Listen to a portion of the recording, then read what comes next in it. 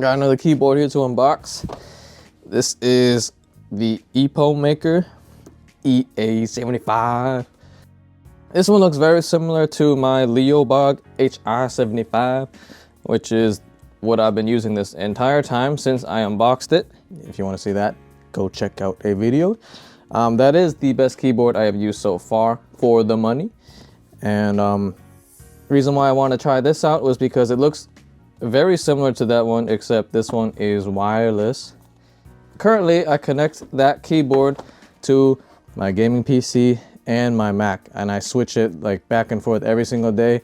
So I have to keep unplugging and replugging that USB-A cable. So I'm thinking having a wireless keyboard would just make it seamless to connect to multiple devices. So let's check this out. Also, the switches on these should be different. On my HI75, I think I had the, I think they were called the gray wood switches. But on this one, I decided to try the Reaper switches. I don't know exactly what's the difference between the two, because they both say they are linear, but I will test it out and let you guys know. Yeah, so this has 3 different connection modes. You could use this wired by USB-C to A, I believe. You can also connect it using Bluetooth, which is what I plan to do with my Mac and PC. And I think it also has a USB dongle available if you wanted to do that. Very nice. Let's take the keyboard out. Oh, this baby is heavy too. Though it doesn't feel as heavy as the Dubz HI75 that I'm using. Ooh, look at that. Okay, yeah, it is not as heavy actually. This is lighter than that one. And right off the bat, I think it's because this has a plastic construction, it looks like, for the main body here, compared to that aluminum on the HI75. Pulling out the accessories here. All right, what do we got here? Looks like some spare switches. These are the Reaper switches. Keycap puller. Very nice, very nice. I don't customize or custom create my own keyboard, by the way. I just buy keyboards and use them the way they are. But this is the wired cable. It is USB-C to USB-A. USB-C is, I'm assuming, what you would plug into the keyboard. Right there. Impressions design. This is very, very sleek. This will be my first keyboard where the actual keycap marking is on the front side of the keycap. I've always had a traditional keyboard where the marking was on top. So this will be interesting to test out and see if it will be easy or more difficult for me to pick out the letters on the keyboard.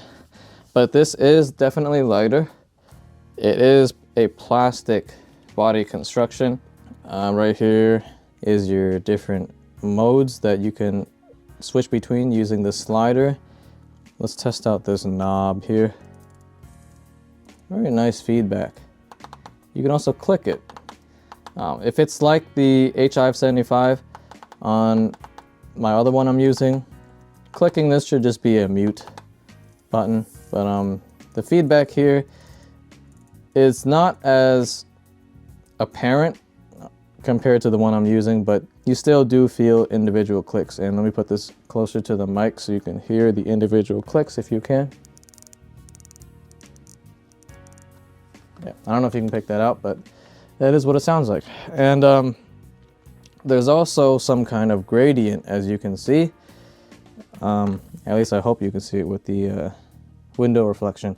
The keycaps, the F keys on the top are a lighter colored plastic, and they get darker as they get closer to the bottom row. Very, very nice. These, I believe, are just LED lights for that gamer look. Got your feet like that with the little rubber feet.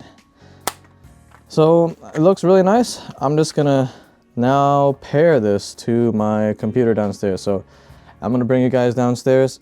unplug the HI75 and let's see how this thing looks. This is the Leobog HI75, which is what I have been using this entire time. Excellent keyboard. For the money that I've tried, this is still the best one I have, ever tried for the money. And a very creamy, like thok kind of sound. I don't know how to describe it. It's very, very smooth and soft sounding, and it has that heavy duty, thick. It doesn't clack, but it's like a thok. You know what I'm saying? It makes that kind of sound when you click it down. Very nice. While I have these two out here like this, for sure this is a lot heavier than this one. For sure, it's because this entire build here around the whole keyboard and the base here, everything going all the way around, this is all metal. It's all aluminum. This one has a plastic construction, which doesn't feel as solid, but at the same time, it's a lot lighter. So there you go, there's your trade-off. And this one, the scroll rotary knob, this feel more, you could say, tactile, and it has greater feedback with more noise.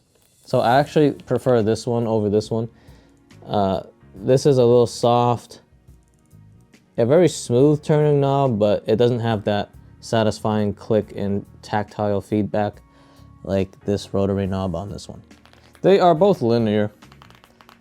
This one has a thicker, more creamy sound. I don't know if it's because of the heavier keyboard and construction in general, but this one is much more thicker and creamier feeling.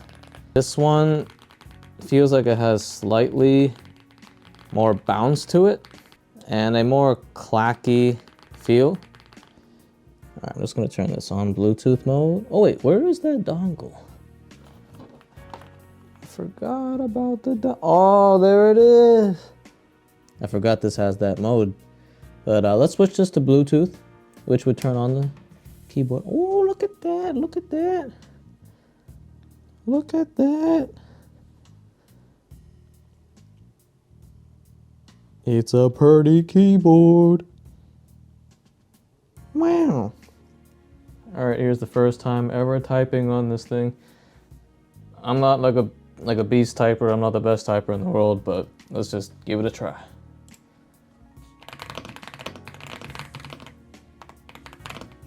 Oh wait.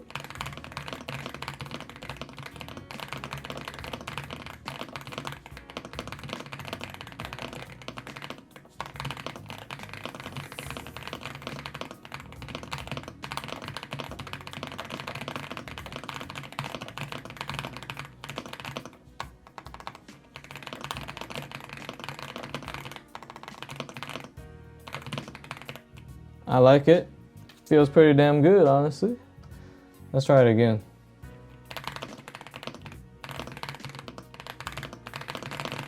Oi.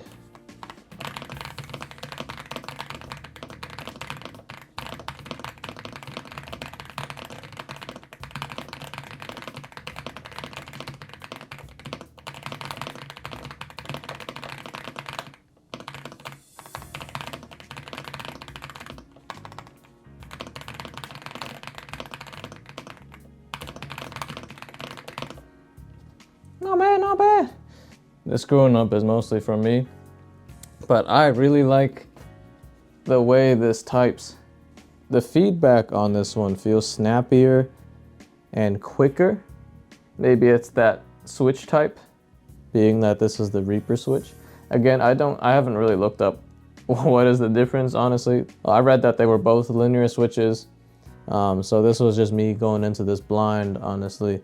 I think I like the way the keys feel more on this so far, but I will have to use this for much longer and see what I think about it. So I actually spent a little bit more time typing on this keyboard, and I just want to make some quick comparisons between this one and the Leobog HI75. That other keyboard is much heavier, it's better built, and it's much more, the click feeling is a lot more creamy. It's a lot more smooth. What else? The sound of that other one is a lot more creamy. It's deeper. There's more of that thok, and the keys are easier to press. That's what I noticed for sure over time. With this one, it requires a little bit more force to press down the key, but it bounces up faster. That's what I feel. It has more of a clack sound to it. It's not as sound dampening or sound dampened as the other one.